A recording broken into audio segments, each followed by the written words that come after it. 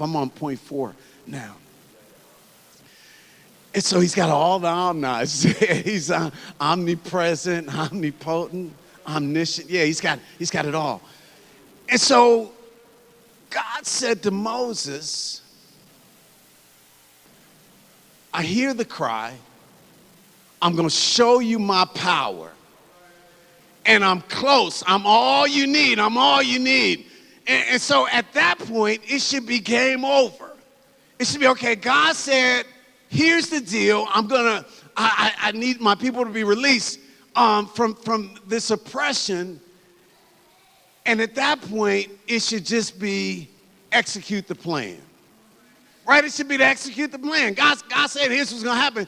And then we look at what happens here. God said, listen, here's the plan. And then they want to rewrite the plan.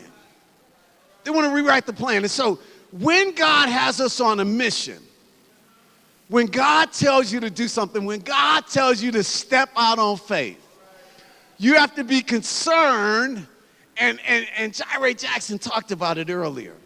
So I'm on point 4. You have to resist discouraging, self-defeating, or negative behavior.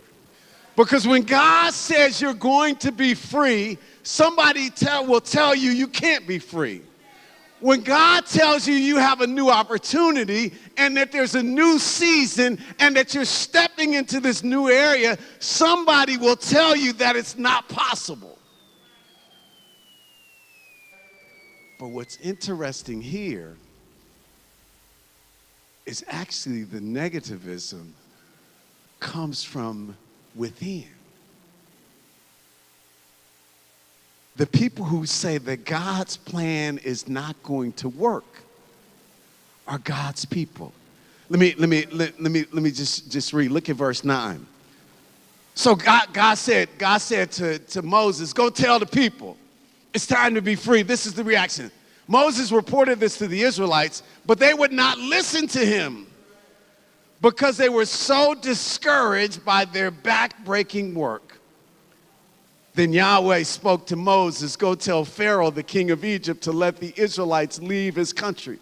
But Moses protested to Yahweh. The Israelites wouldn't listen to me. Why would Pharaoh listen to me? I am such a poor speaker. Now let me just highlight a couple things. In verse 9, there's a but. In verse 12, there's a but. But it's not but God. In verse 9, there's a but. In verse 12, there's a but. Now, I'll say to somebody,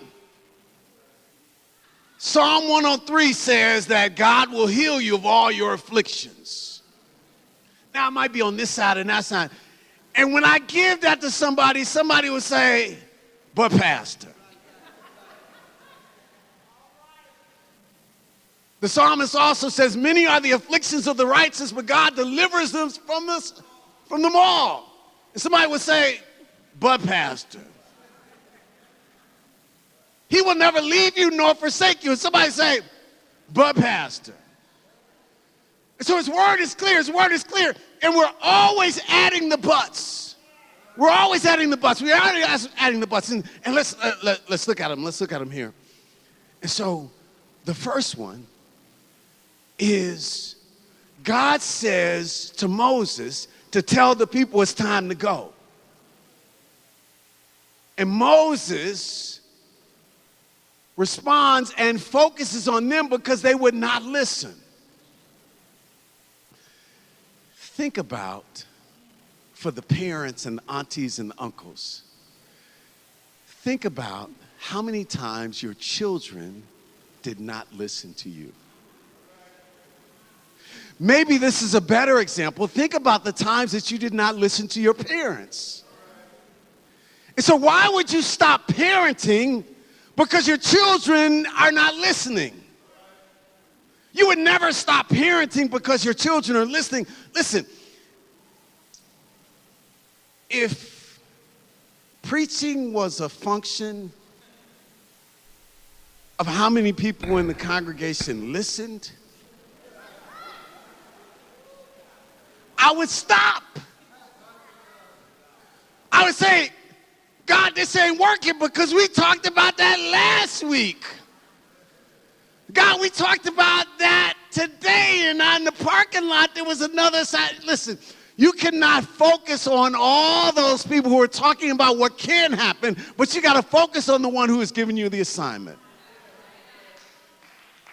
There are people who are not listening, and they may not be in a position to listen because there's so much stuff going on in their lives, and there's so much pain, there's so much trauma where they can't listen right now. But you just do what God has you to do.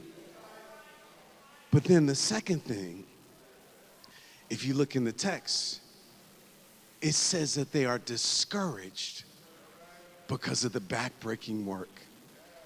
Now that's deep. That's deep. They're not listening. In the text it says that the people are discouraged because of the backbreaking work. And this one is real tough for me because when I look at it, we see emotions and environment.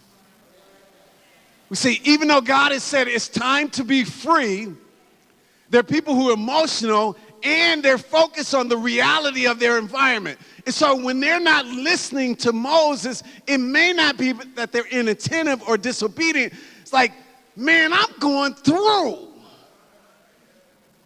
My house is crazy. My neighborhood is crazy. I don't know when the next bullet is going to come through.